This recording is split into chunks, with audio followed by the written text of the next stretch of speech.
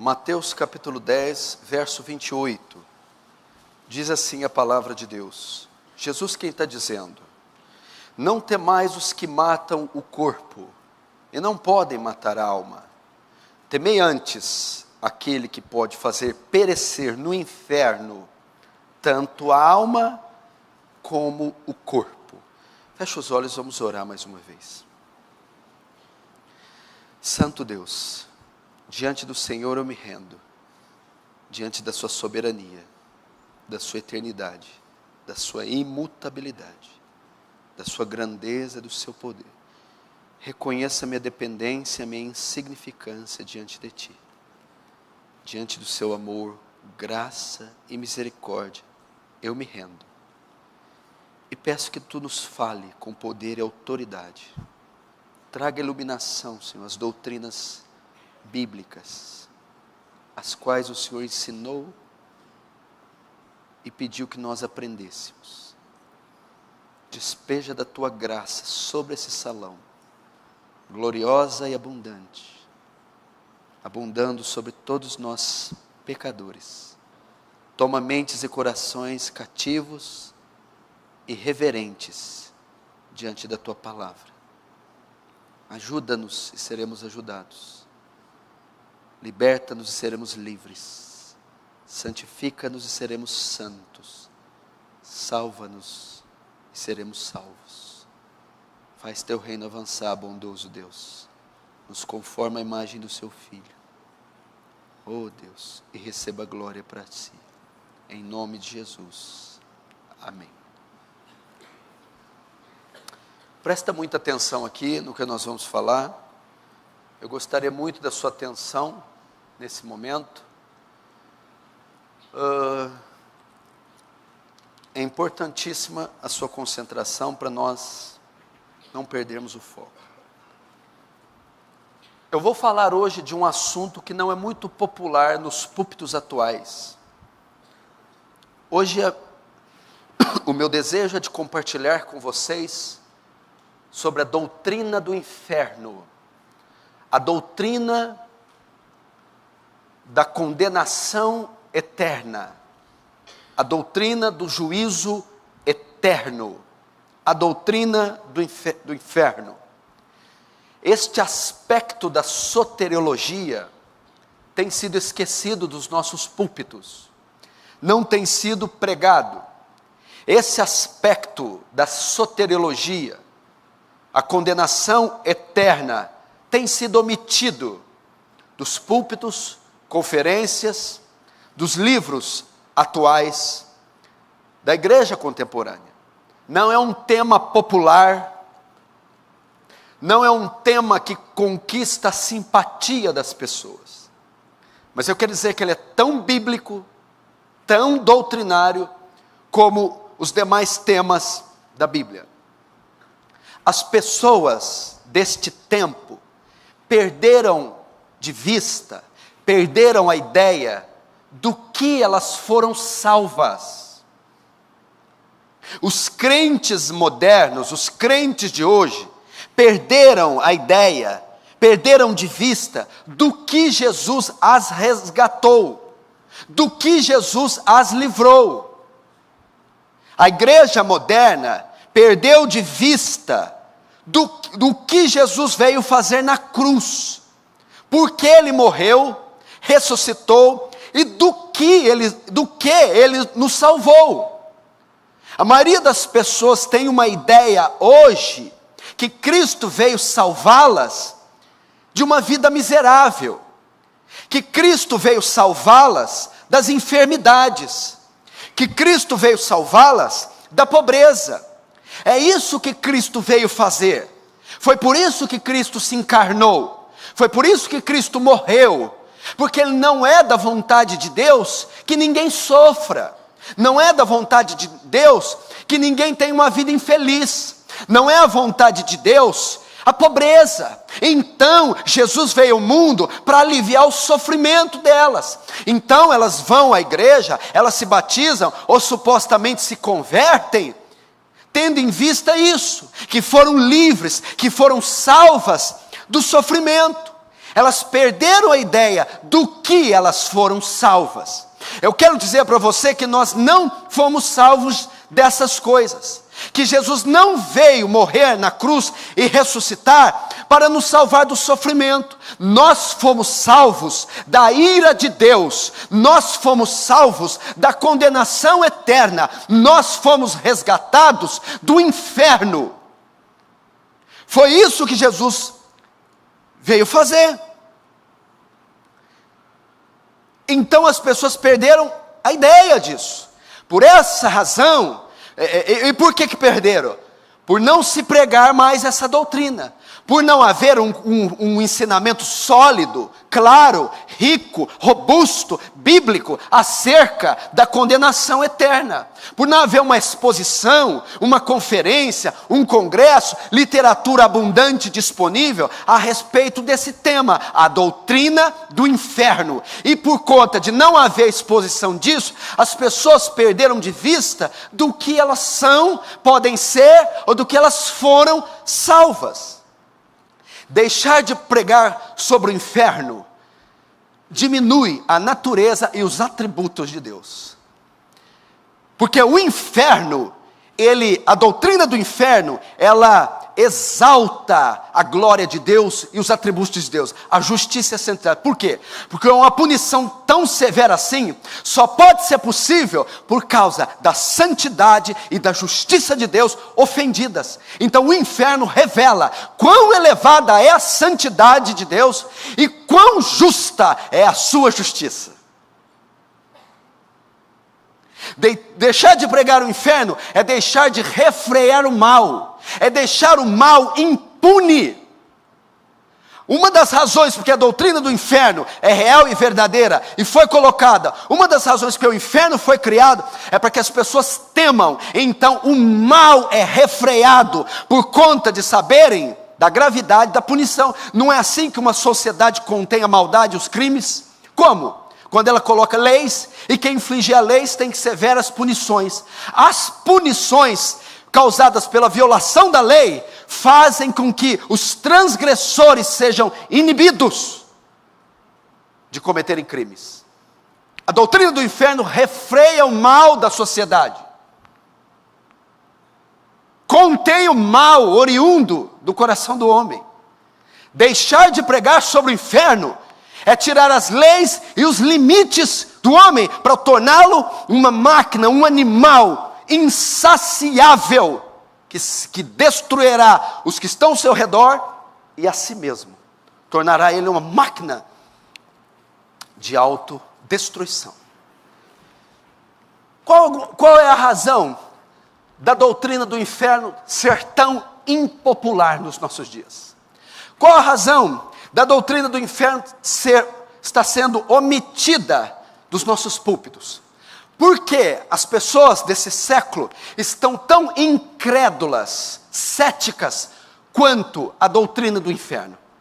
Por que ninguém mais acredita? Eu não estou dizendo só de ímpios, a maioria devastadora dos ímpios, dos pagãos, dos incrédulos, não acreditam em um lugar como esse.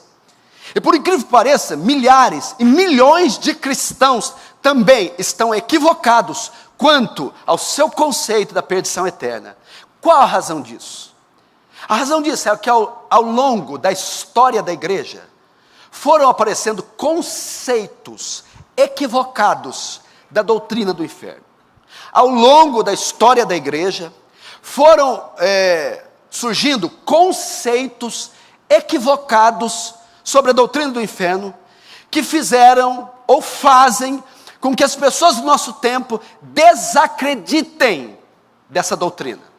Eu vou mencionar pelo menos 3 conceitos equivocados sobre a doutrina do inferno, e principalmente esses 3 são responsáveis por fazer a nossa sociedade moderna não acreditar ou não dar ênfase na doutrina do inferno. O primeiro conceito é o que chamamos de agnosticismo. 3 deles eu quero citar: o agnosticismo, o aniquilacionismo e o universalismo.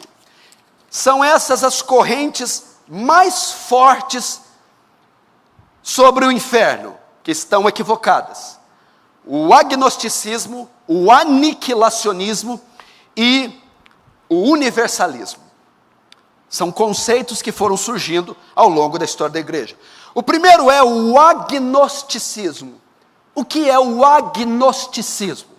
Para sabermos isso, nós temos que saber o que significa a palavra agnosticismo. Essa é derivado de uma palavra grega, gnosis. O que quer dizer gnosis? Quer dizer conhecimento. Agnosis. E o A? O A quer dizer, é uma partícula negativa, não, sem. Agnosis, sem conhecimento. Agnosticismo, ele ensina o quê? Que se existe o inferno ou não, não existe conhecimento suficiente para saber.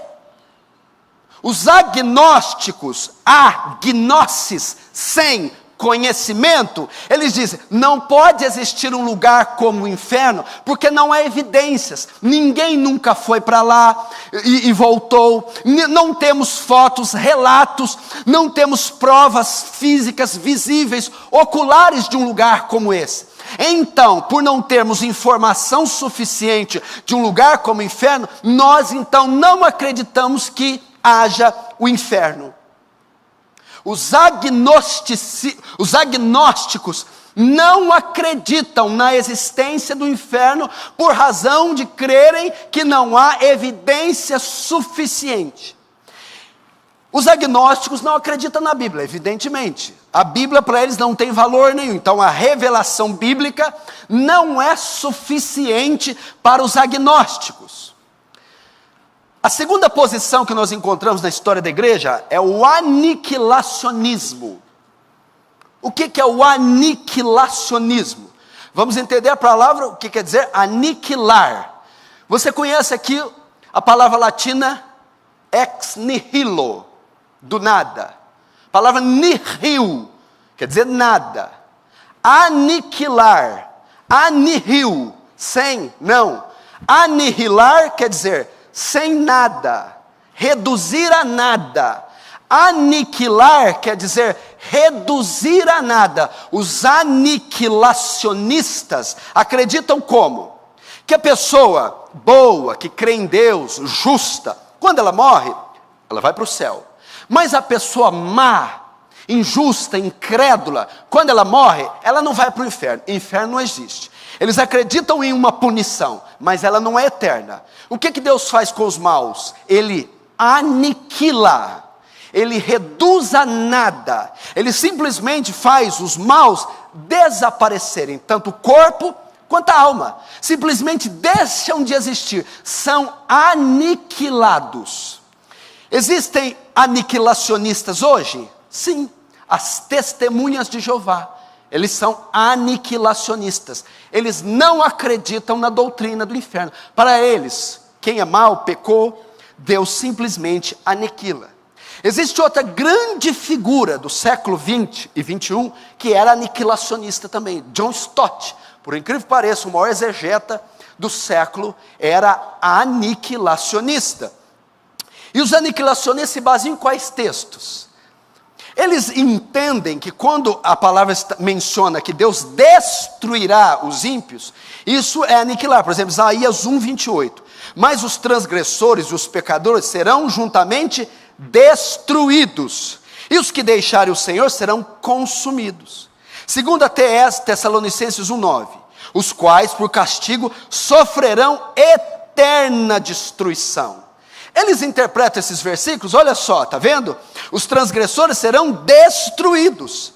E aqui, no outro texto, os quais reservado um castigo de eterna destruição. Mas eles não estão levando em conta a figura de linguagem que o autor está usando. O termo destruição não quer dizer deixar de existir. É usado para diversas coisas, destruir uma cidade, destruir uma nação, e também ele é usado para enunciar condenação eterna. Então os aniquilacionistas creem que o mal será aniquilado, reduzido a nada. A terceira posição na história da igreja, é a mais famosa, a mais comum, é a que está na moda, é o universalismo. O que quer dizer a palavra universal? Quer dizer católico. O que quer dizer a palavra católico? Ela é uma palavra que vem de duas palavras gregas, kata e olos. Kata quer dizer junto, olos quer dizer todo. Todos juntos. O universalismo crê que no final todos estarão juntos no céu. O que é isso? O universalismo ensina que no final dos tempos, Deus não vai condenar ninguém, Ele vai salvar todas as pessoas, os justos e os injustos, os crentes e os incrédulos, os salvos e os não salvos. A doutrina universalista ensina que no final dos tempos, o Senhor restaurará toda a criação e salvará todo mundo. De onde os universalistas tiram essa ideia? De Atos capítulo 3, 19 e 21.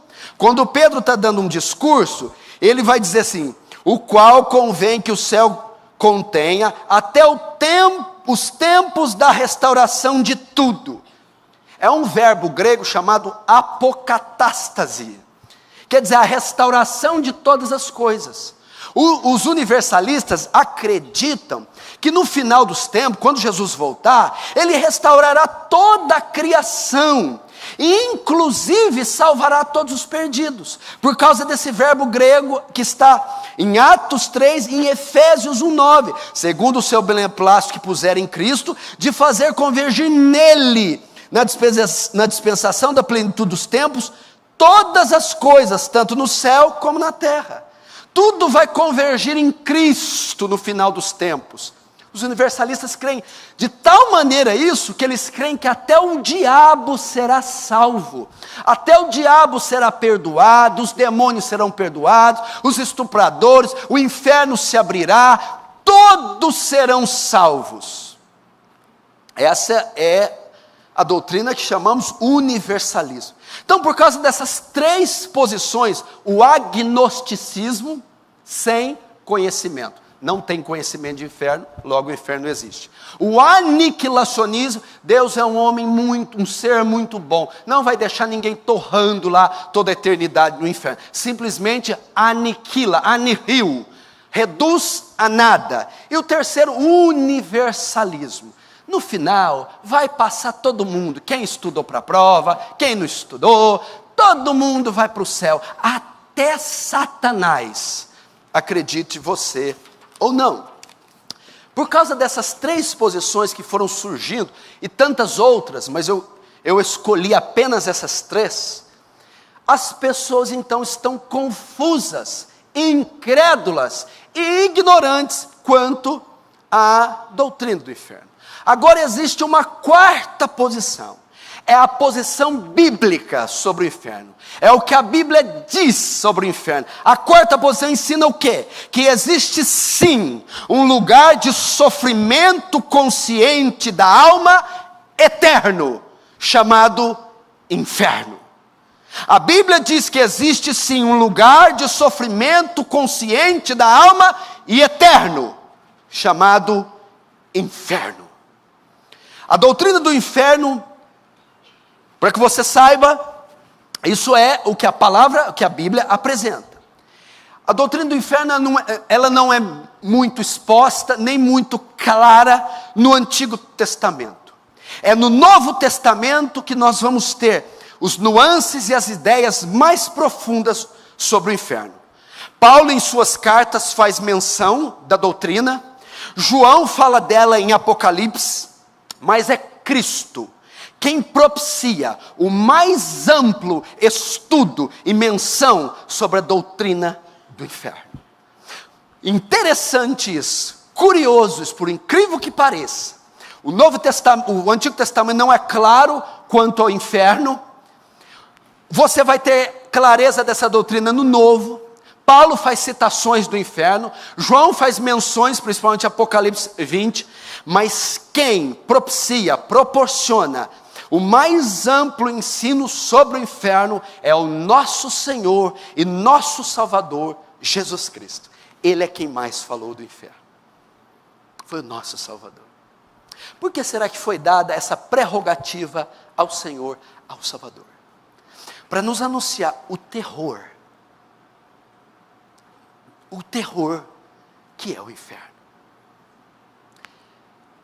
Você pode notar isso em algumas referências que eu vou ler aqui. Jesus é quem mais fala sobre o inferno. Em Mateus 5, 22, Jesus diz: quem lhe chamar tolo estará sujeito ao inferno de fogo. Mateus 5, 29 e 30, Jesus diz que a punição do inferno será tão severa que seria melhor perder um membro do corpo. Em Mateus 7, 19, Jesus diz que a árvore que não produz fruto será cortada e lançada no fogo, uma menção do inferno. Em Mateus 8, 12, Jesus diz que quem rejeita o evangelho será lançado nas trevas exteriores, onde haverá choro e ranger de dentes, outra menção sobre o inferno. Em Mateus 13, 40, 50, na parábola do joio, da rede, ele diz que no final do mundo serão punidos. Isso é uma menção ao inferno. Marcos 9, 42, 48, ele menciona um lugar onde o verme não morre, e nem o fogo se apaga, nem a ferida cicatriza. Uma menção no inferno. Nós temos também na parábola dos talentos, na parábola das bodas, na parábola das ovelhas. Ele diz para aquele que condena, que irão para o fogo eterno. Outra referência ao inferno. O ensino sobre o inferno não pode ser negado, pois é uma doutrina extrema, explicitamente bíblica. Negar a doutrina do inferno é negar a própria palavra de Deus. Jesus ensinou explícita e claramente a doutrina do inferno. E nós, como pastores fiéis, necessitamos ensinar também essa doutrina.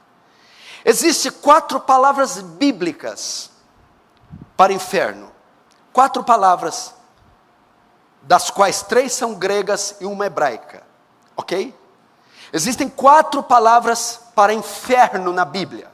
Uma delas é Sheol, a outra dela é Hades, a outra Geena e a outra Tártaros. Essas 4 palavras são utilizadas para se referir a inferno. No hebraico, no Antigo Testamento, Sheol, e as outras 3 no grego, no Novo Testamento, Hades, Geena e Tártaros. São palavras usadas para se referir ao inferno. A primeira delas é Sheol, usada no Antigo Testamento. Essa palavra era usada para designar o quê? Sepultura, túmulo, mundo dos mortos, ou lugar de sofrimento da alma. Assim se referia a inferno no Antigo Testamento. Temos referências em Jó 13, 17, 13, Salmo 16, 10, Salmo 88, 3, Isaías 38, 18, mencionam Sheol, para sepultura, túmulo, mundo dos mortos e lugar de tormento da alma. A primeira palavra grega que temos é Hades. O Hades é quase que a transliteração grega do hebraico Sheol. O Hades também significa mundo dos mortos, sepultura e inferno.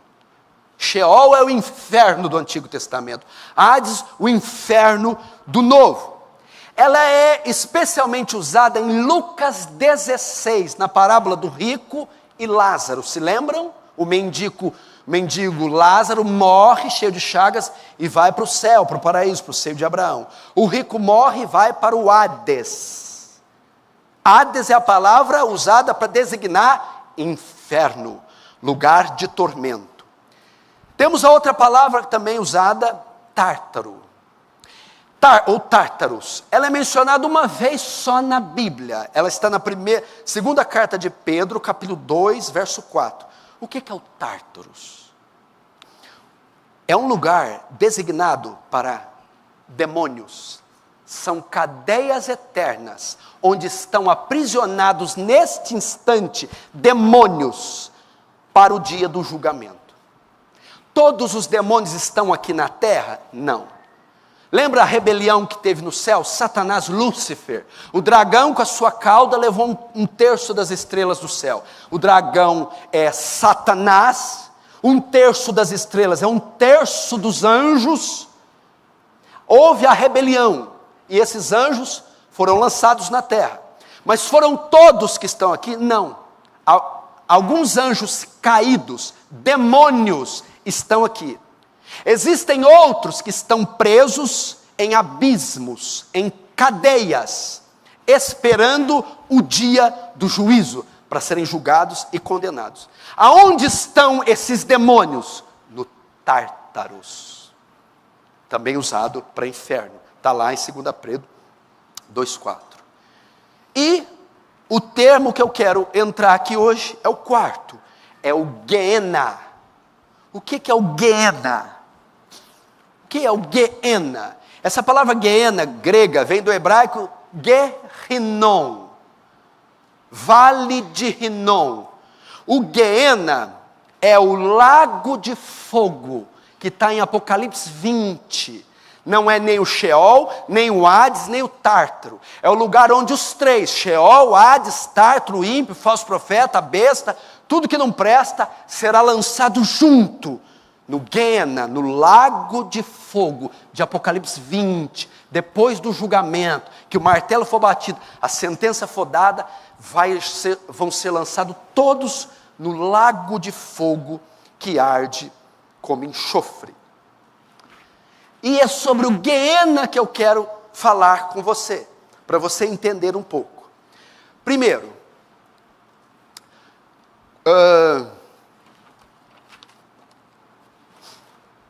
o que acontece com uma pessoa quando ela morre hoje?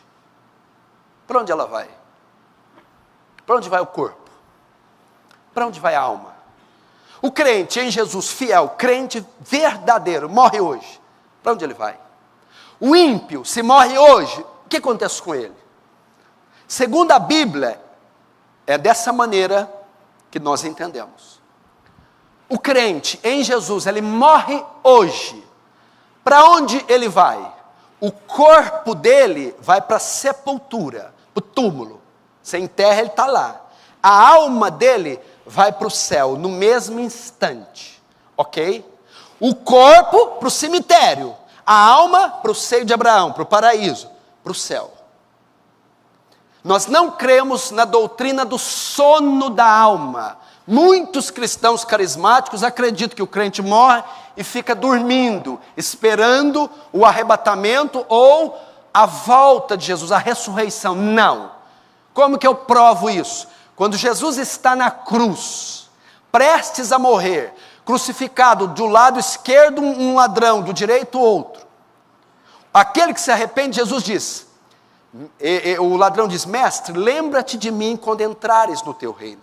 Em verdade, verdade te digo, que hoje mesmo estará comigo no paraíso. Essa frase de Jesus derruba muita doutrina e muita ignorância acerca disso. O que quer dizer? Quando Jesus morreu, para onde o corpo dele foi? A sepultura. E para onde a alma dele foi? Para o inferno. Não. Jesus nunca foi no inferno, nunca esteve no inferno, nunca entrou no inferno. Ele criou o inferno, é dono do inferno, tem as chaves do inferno, é senhor do inferno, mas nunca desceu no inferno, nunca entrou no inferno. Ele disse, em verdade vos digo que hoje estará comigo no inferno, no paraíso. O corpo entrou na tumba, a alma subiu para o céu. O ladrão, perdoado, quando morreu, o corpo foi enterrado, a alma entrou no céu. Então, quebra-se a primeira doutrina. Jesus nunca desceu aos céus. O credo apostólico, quando diz, creio o Senhor Deus Todo-Poderoso, Criador do céu e da terra, e Jesus Cristo, seu único Filho, nosso Senhor, nasceu da Virgem Maria, padeceu sob Pôncio Pilato, foi crucificado, morto, sepultado, desceu ao Hades. A tradução do latim foi inferno.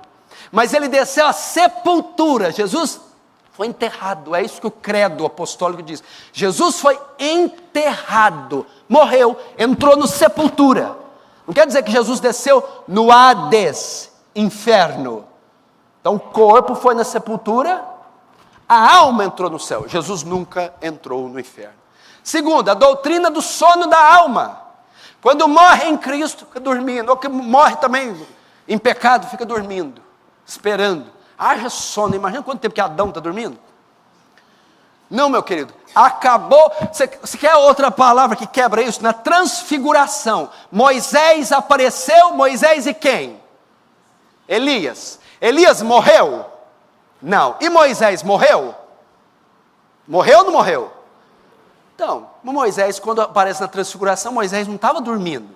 Moisés estava vivo, acordado, estava ali. Não existe sono da alma.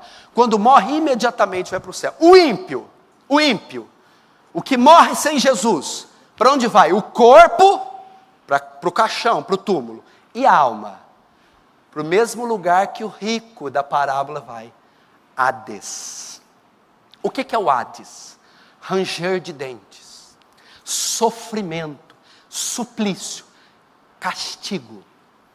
Quem morrer agora sem Cristo vai ser enterrado, carbonizado, mutilado, não sei. Mas a alma desce para o Hades, para o lugar de tormento, sofrimento, ranger de dentes. Ok? Quem morre com Cristo, corpo à sepultura, a alma para o céu, para estar com o Senhor. Quem morre sem Cristo, corpo à sepultura, mas a alma para o Hades. Agora, e o Guiena? Para que funciona o Guiena? O Guiena é para ser lançado depois da ressurreição. Mateus capítulo 10, 28, que você leu, diz assim: não temais quem mata o corpo, antes temais quem pode fazer tanto o corpo quanto a alma perecer no inferno. A palavra inferno, para a parábola do rico, é Hades, onde está só a alma. A palavra inferno, para Mateus 10, é Guiena, onde entra a alma e o corpo. Hades, só estão a alma, antes da ressurreição. Guiena, corpo e alma, após a ressurreição. O que é o Guiena? Quando Jesus voltar e ressuscitar os mortos, os corpos dos condenados, dos ímpios, se ajuntarão às suas almas, eles sairão do Hades, Apocalipse 20, deu o mar os mortos que nele havia, deu o mar o inferno. O que fala a palavra ali? O mar traz para fora o Hades, e o ímpio, o falso profeta, a besta, e o Hades é lançado no Guiena, no lago que arde como enxofre. Então o que acontece? Quando Jesus voltar, os justos ressuscitam com corpos glorificados e entram no céu agora, tanto o corpo quanto a alma. O justo está no céu agora, só a alma. O corpo se desfez. Na volta de Jesus, esse corpo vai ser juntado, recomposto e se unir à alma num corpo glorificado. E ele entrará tanto a alma quanto o corpo no céu. O ímpio sairá do Hades e o corpo, esteja onde estiver, se juntará à alma, corpo e alma. Agora serão lançados no Guiena, no lago de fogo. Após o julgamento, entendeu? Os corpos do justo e do ímpio estão nos cemitérios, ou se desfizeram, se apodreceram, viraram cinza. Com a volta de Jesus, ambos vão se recompor, e vão ressuscitar, e se unir, corpo com alma, para um, corpo e alma, ir para o céu, corpo e alma, não mais para o Hades, onde só sofre a alma, mas agora Guiena, lago de fogo, onde é lançado tanto o corpo quanto a alma. O que é Guiena? Por que Jesus usou Guiena para se referir a inferno? Hades é sepultura, mundo dos mortos, lugar de sofrimento. E Guiena? Porque ele tirou, de onde ele tirou essa palavra? Guiena quer dizer Guerrinom, vale de Rinom, vale dos filhos de Rinom. No Antigo Testamento, era um vale, um local, onde eles faziam rituais ao deus pagão Moloque. Eles queimavam os seus filhos, queimavam crianças neste vale de Rinom. Manassés usou esse vale, queimou crianças. O perverso rei Acás usou esse vale, o vale de Rinom. Jeremias veio chamar de vale da matança, Jeremias capítulo 7, isso no Antigo Testamento. Posteriormente, próximo ao Novo Testamento, o vale de Rinom, que está ao sul de Jerusalém, se tornou o lixão da cidade. Então lá naquele vale, naquele precipício, nos tempos de Jesus, a cidade de Jerusalém usava aquele vale para lançar o seu lixo. E esse lixo era incinerado, colocado fogo. É assim que as pessoas resolvem o problema do acúmulo do lixo. E o que se jogava lá no vale de Rinom, local que antigamente Manassés e Acás ofereciam seus filhos, e mais ainda os pagãos faziam cultos ao deus Moloque. Na época de Jerusalém, eles jogavam o lixão, o lixo da cidade lá.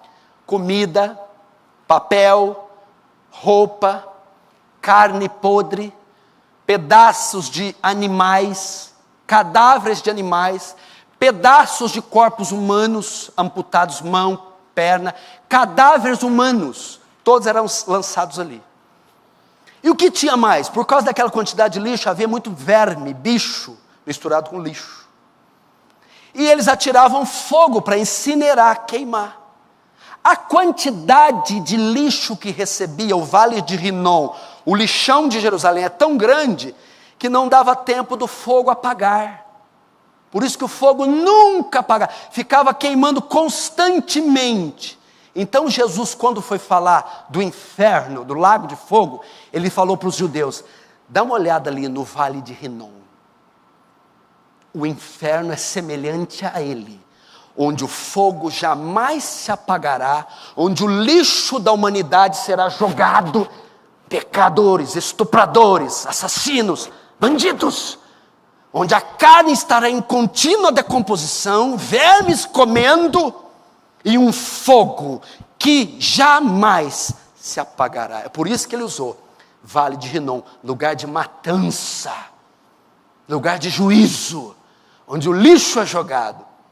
Esse não é o Hades só da alma, esse é onde a alma e o corpo, depois da ressurreição e do julgamento do trono branco, serão lançados. Por isso que Jesus usou Rinom. Só um parênteses aqui, a gente volta. Tem alguém vivendo em pecado aqui? Não recebeu Jesus? Não nasceu de novo? Sabe para onde vai? Para o lixão do mundo. Ah, mas o fogo vai me queimar. Na ressurreição, tanto o ímpio como o justo recebem corpos indestrutíveis. O ímpio no inferno vai desejar morrer, vai desejar se cortar, se matar, mas ele receberá um corpo indestrutível, que não se consome, apenas é uma máquina de sofrer suplício e juízo. Por isso que ele falou, é o lugar que Jeremias se referiu, lugar da matança. É o lugar que os pagãos ofereciam sacrifício ao deus Moloque. É o lugar que Acás e Manassés mataram e ofereceram seus filhos como sacrifício. E é o local hoje, onde todo o lixo da sociedade de Jerusalém é despejado, em meio a corpos, cadáveres, lixo, vermes e um fogo que não se apaga. Quem está agora no lago de fogo? Ninguém. Os ímpios estão tudo no Hades, só a alma sofrendo. Os crentes estão tudo no paraíso, só a alma gozando da bem-aventurança. Na volta de Jesus, os ímpios serão lançados. Apocalipse 20, vamos lá, Apocalipse 20.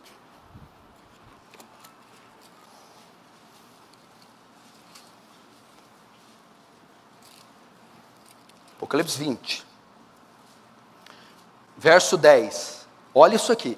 O diabo, o sedutor deles, foi lançado para dentro do lago de fogo e enxofre, que é o Guiena, que não é Hades, aqui é Guiena, onde já se encontram não só a besta, como também o falso profeta, e serão atormentados de dia e de noite, pelos séculos dos séculos.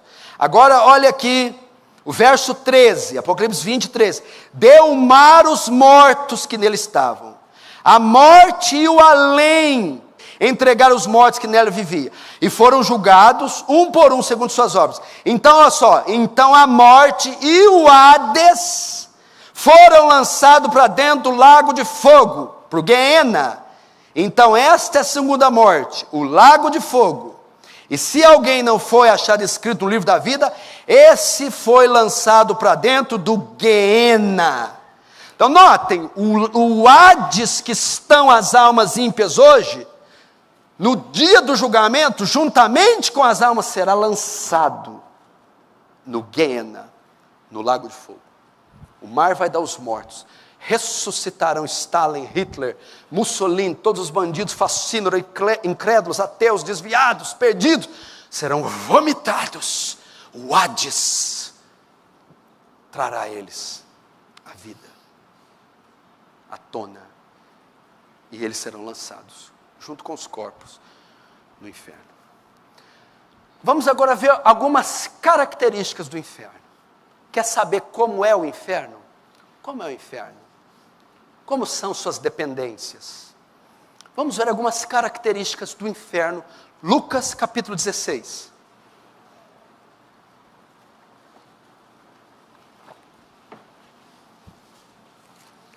Lucas 16.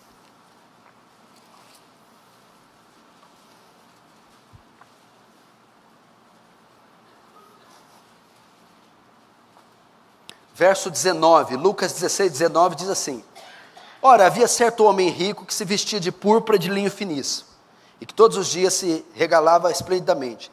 Havia também certo mendigo chamado Lázaro, coberto de chagas, que jazia à porta daquele, e desejava alimentar-se das migalhas que caíam da mesa do rico, e até os cães vinham lamber-lhes as úlceras. Aconteceu morrer o mendigo e ser levado pelos anjos para o seio de Abraão. Morreu também o rico e foi sepultado. No inferno, estando em tormentos, levantou os olhos e viu longe Abraão e Lázaro no seu seio. Então, clamando, disse: Pai Abraão, tem misericórdia de mim, manda Lázaro que molhe em água a ponta do dedo e me refresque a língua, porque estou atormentado nessa chama. Disse, porém, Abraão: Filho, lembra-te que recebeste os teus bens em vida e Lázaro igualmente os males. Agora, pois, aqui ele está consolado e tu em tormentos. Além de tudo, está posto um grande abismo entre nós e vós, de sorte que os que querem passar daqui para vós outros não podem, nem os de lá passar para nós. Então replicou: Pai, te imploro que manda minha casa paterna. Até aí. Presta atenção, olhe para mim. É uma parábola que Jesus contou de dois homens morrendo. Lázaro e o rico. Lázaro, o mendigo, morre e vai para o céu. O rico morre e vai para o inferno. E aqui Cristo dá umas características do inferno. Aqui a palavra usada para o inferno é Hades. Mas é o mesmo conceito que vai haver no Guiena. Só vai mudar que ele vai receber um corpo. Vamos ver algumas características do inferno.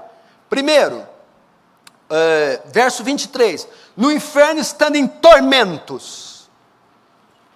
Primeiro, você tem que entender que há conceitos que acham que o inferno é um lugar para estar isolado. Apenas isso. O inferno, a punição do ímpio, vem em forma de sofrimento.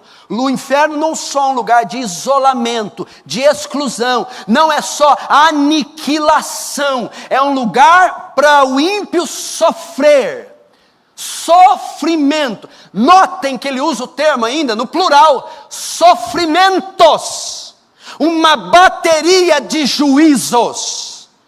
Uma bateria de punições, juízos. O inferno é um lugar de sofrimento. Veja só Apocalipse 20, 10. E o diabo que os enganava foi lançado no lago de fogo e enxofre, onde então a besta e o falso profeta de dia e de noite serão atormentados. Ninguém vai no inferno para passear, beber um suco. Eles serão de dia e de noite atormentados.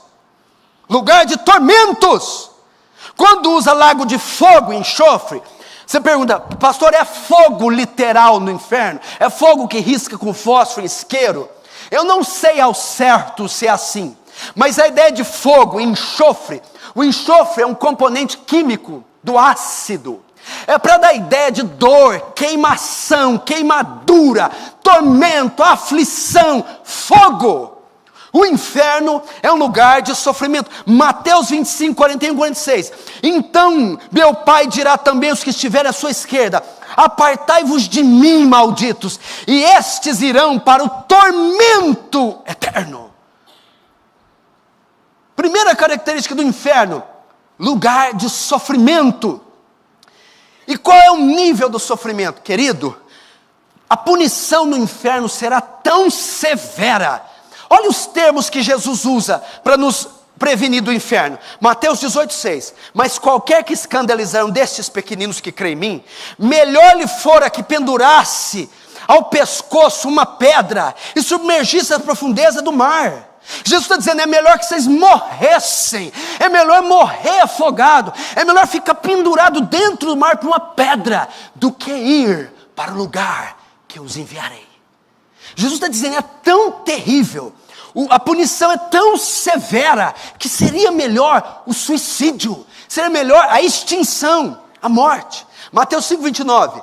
Portanto, se teu olho ou mão direita te escandalizar, corta, arranca, atira para longe de ti, pois é melhor que se perca um dos teus membros, que todo o corpo seja lançado no inferno. Jesus está dizendo de algo ruim, difícil, amputação. É melhor que você ampute um membro, sofra um acidente, é melhor que você, do que ir para o inferno. Jesus está dizendo que a punição é tão severa, tão inimaginável, que ele compara morte, suicídio, amputação, coisas terríveis, como pequenas, perto do que vai vir. O inferno é algo de punição severa. Severa, meu irmão. Está divertindo, é melhor que você fosse picoteado, cego, paralítico, do que entrar nesse local. Segunda característica do inferno, é uma das mais terríveis. 24. Então, clamando, disse: Pai Abraão, tem misericórdia de mim, e manda Lázaro que molhe em água a ponta do dedo e me refresque a língua. Aí o que Jesus responde na parábola? Não tem jeito, não pode. A ideia é que é o quê? Ele está sendo tão atormentado pelas chamas, que ele está pedindo que molhe a ponta do dedo na água e põe na ponta da língua. O sofrimento é tão intenso, a sede é para tipificar as chamas tão quentes, flagelando tanto que ele queria uma gota de água na ponta da língua. O que eu aprendo? Segunda característica do inferno: a ausência total do alívio da dor. Não haverá alívio para a dor. Não haverá alívio para a dor. Veja só, quando você quebra um fêmur, faz uma cesariana, extrai um dente, tem uma cólica renal, uma queimadura, uma fratura, um capotamento, e você é submetido a dores agonizantes, que você passa noites sem dormir, antibiótico, anti-inflamatório, morfina, a sua mente está condicionada, vai passar, o osso vai colar, vai cicatrizar, logo começa o efeito do remédio, 10 dias, 15, até 20, pode durar 30, passou. No inferno, não haverá um segundo sequer, onde vocês terão alívio da dor. Não há uma gota de água para refrescar a língua. Veja só que coisa terrível. Apocalipse 14, 10, 11, olha. Também este beberá do vinho da ira de Deus, que se deitou sem mistura no cálice da sua ira, e será atormentado com fogo e enxofre diante dos santos anjos, diante do Cordeiro. Olha essa frase: e não tem repouso, nem de dia e nem de noite, os que adoram a besta e a sua imagem, aquele que recebe o seu sinal. Não tem repouso, nem de dia, nem de noite. Primeira característica do inferno: sofrimento inimaginável. Segundo, ausência do alívio. Não haverá alívio para a dor. Terceiro, verso 25. Lembra-te, porém, Abraão, disse, porém, Abraão, filho, lembra-te que recebeste teus bens em vida, e Lázaro igualmente os males. Agora, pois, aqui ele está consolado e tu em tormentos. Terceiro, lembra-te. Lembra-te. Lembra-te. Onde está o rico? No inferno. Aí Abraão fala para ele: lembra-te, a memória não será tirada no inferno. É um estado de sofrimento consciente da alma. Se estiver alguém aqui essa noite que vai para o inferno, vai se lembrar deste culto. A memória não será tirada. A consciência não será. Você vai lembrar da mãe, do pai, dos tios, dos cultos, da palavra, da cruz, do evangelho, dos cultos que você fechou o coração, dos seus pecados, das oportunidades que você rejeitou, do chamado que você não ouviu. A memória é uma das piores consequências do inferno. É a mente ficar comichando. Não será tirada as lembranças de toda a vida terrena. Não será tirada. Estado de sofrimento consciente. Consciente da alma. Quarta consequência. Veja só. Verso 26. E além de tudo está posto um grande abismo entre nós e vós, de sorte que os que querem passar daqui para vós outros não podem, nem os de lá passar para cá. Quarto, um grande abismo. Ninguém daí, rico, pode passar daí para cá. Há um abismo entre céu e inferno. O que é isso? É um dos piores castigos para o condenado. Ele estará apartado para todo sempre da presença favorável de Deus. Ele nunca mais verá a Deus, ouvirá a Deus, estará em sua presença. Ele estará condenado a viver separado de Deus por toda a eternidade. Olha o que diz 2 Tessalonicenses 1:8. Escute isso: com labareda de fogo, tomando vingança dos que não conhecem a Deus e dos que não obedecem ao evangelho do nosso Senhor Jesus Cristo, os quais por castigo, escute, padecerão eterna perdição longe da face do Senhor e da glória do seu poder, longe da sua face, eternamente separado de sua face. E rico, tem um abismo entre você e nós. Ninguém daí nunca mais entrará aqui, nunca mais passará para cá. Olha esse texto que forte, Lucas 3:27. E ele vos dirá no julgamento, Jesus: em verdade vos digo que não vos conheço, nem sei de onde vós sois. Apartai-vos de mim, saiam, apartem-se de mim, separem-se de mim. Para onde? Vós todos que praticai a iniquidade, ali então haverá choro e ranger de dentes. Outra tradução: e serão lançados no lago que arde como enxofre. Veja só, no julgamento os ímpios ouvirão da boca do Salvador: eu não vos conheço, não sei quem sois, apartem-se, separem-se de mim, saiam da minha presença. Quinto, o 26 ainda: de sorte que os que querem passar daqui para vós outros não podem, nem os de lá para nós. Olha, ninguém do céu pode ir para aí, e nem de lá para cá. Quinta consequência: o inferno não tem saída.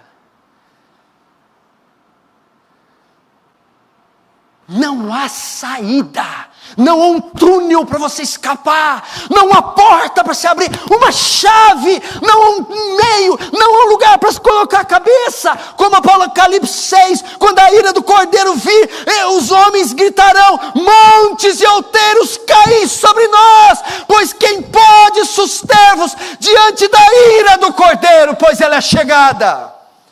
Vão desejar se esconder, saltar muros, entrar em túneis, fugir. Não há túnel, não há porta, não há muro, não há saída. Só há a porta de entrada. Agora, a pior consequência do inferno. Porque ele é a soma de todos os outros. Qual é? Ele é eterno. Um lugar sem saída, eterno. Longe da face de Deus, eternos. Sofrimento, eterno. Sofrimento inimaginável, eterno. Ausência do alívio, da dor, eternos. Eternos. Qual a ideia de eterno? Sem fim. Pelos séculos dos séculos, eterno. Mateus 25, 46, olha só: irão estes para o tormento eterno, mas os justos para a vida eterna. Daniel 12, 2, muitos que dormem no pó ressuscitarão, uns para a vida eterna, e outros para a vergonha eternos. Mateus 25, 41, então dirá também os que estiverem à sua esquerda: apartai-vos de mim, maldito, para o fogo eterno. Apocalipse 14, 10, 11, também este beberá do vinho da ira de Deus, que se deitou sem mistura no cálice da sua ira, e será atormentado com fogo e enxofre, diante dos santos anjos e diante do Cordeiro, e a fumaça do seu tormento sobe para todo sempre, eterno. O inferno é eterno.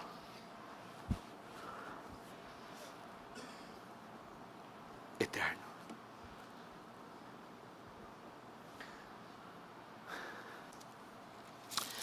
Agora existe uma coisa ainda: graus de punição no inferno. Graus de punição do inferno. Como assim? Existem níveis de sofrimento no inferno. Vejam só: uma velhinha ímpia que morrer e for lançada no inferno não sofrerá a mesma punição que Adolf Hitler, que matou 6 milhões de judeus. Ambos irão para o inferno, mas terão punições distintas. A Bíblia fala de diferença de punições. Vamos trazer assim para uma linguagem mais fácil. Hitler vai ficar no lugar mais quente no inferno que a velhinha. Hitler, que é mais mau, vai ficar numa ala mais funda, nas galés, nos escombros do inferno. Então a Bíblia fala de categorias, graus de punição no inferno. Onde está isso? Olha só.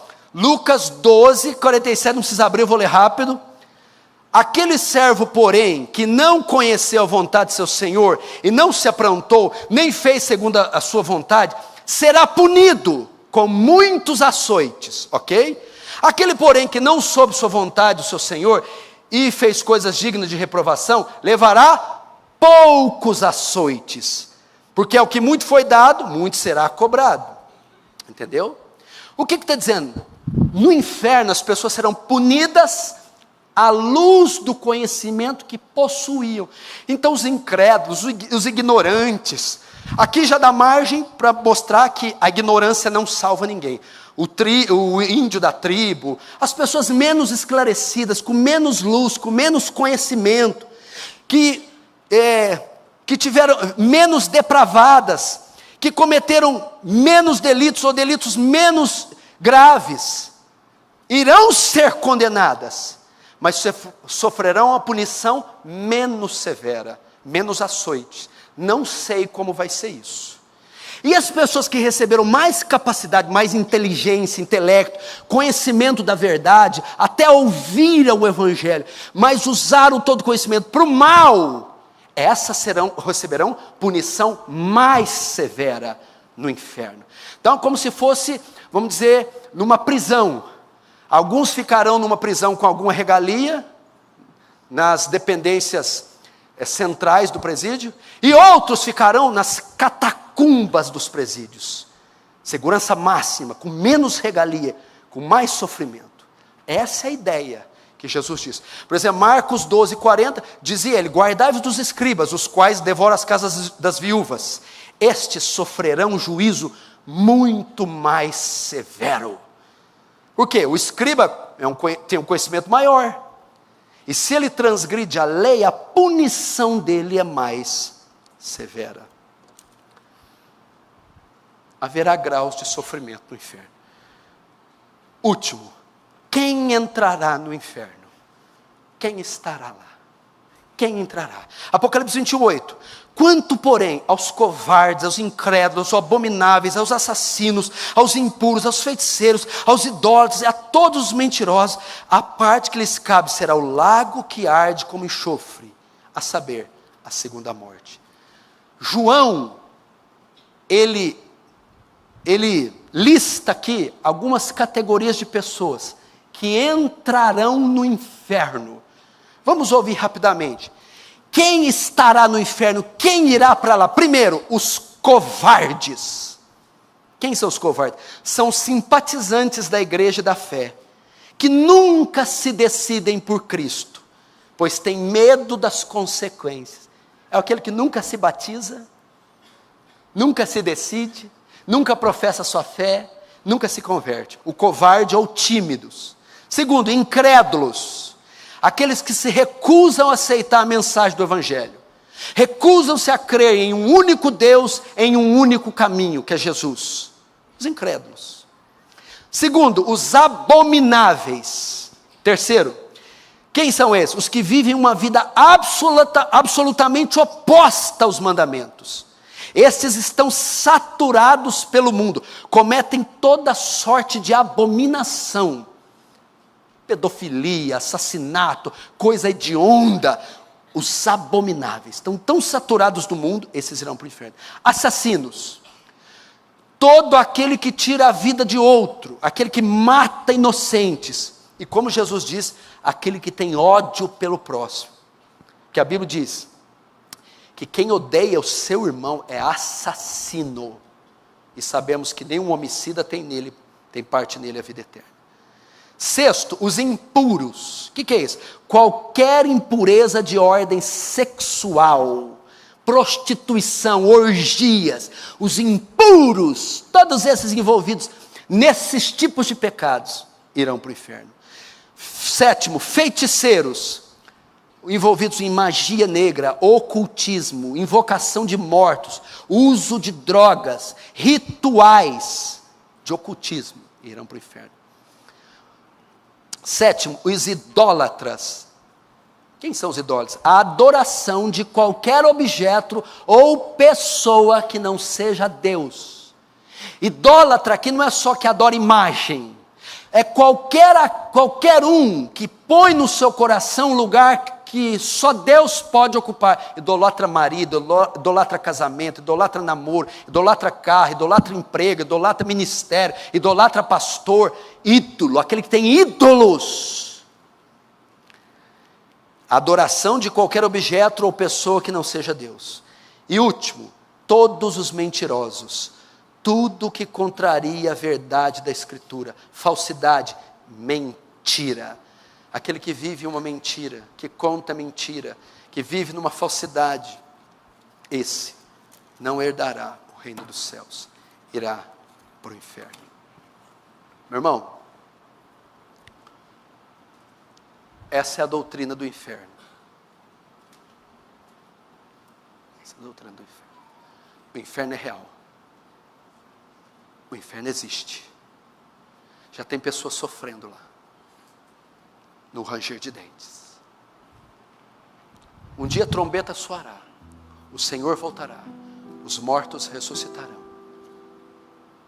E essas pessoas que estão no Hades hoje, ou as que estão aqui sem Jesus, ressuscitarão em corpos indestrutíveis, estarão diante do trono branco, serão julgadas, e serão lançadas junto com a besta, o falso profeta, o Hades, todo que não foi achado escrito no livro da vida, o diabo, os demônios, no lago de fogo, no Guiena, e ficarão lá para sempre. Quem está preocupado com isso?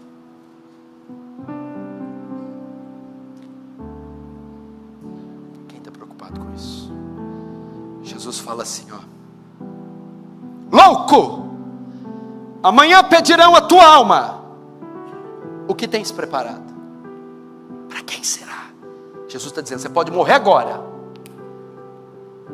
Como vai estar a tua vida? Pastor, como eu escapo desse local?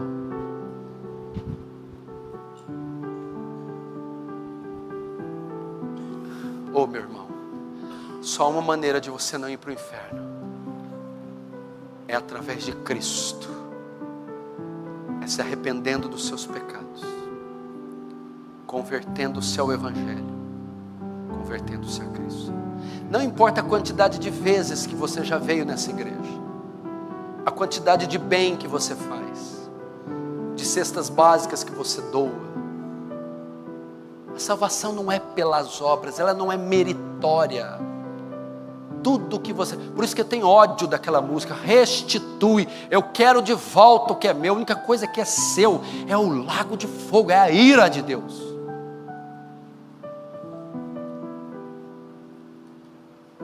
A única maneira de você ser salvo é se arrependendo dos pecados e confiando na cruz de Cristo, é tendo uma nova vida, é abandonando as práticas, a mentira, é abandonando o pecado e o Deus desse século, é abandonando os ídolos, é voltando as costas para o pecado e se voltando para o Senhor.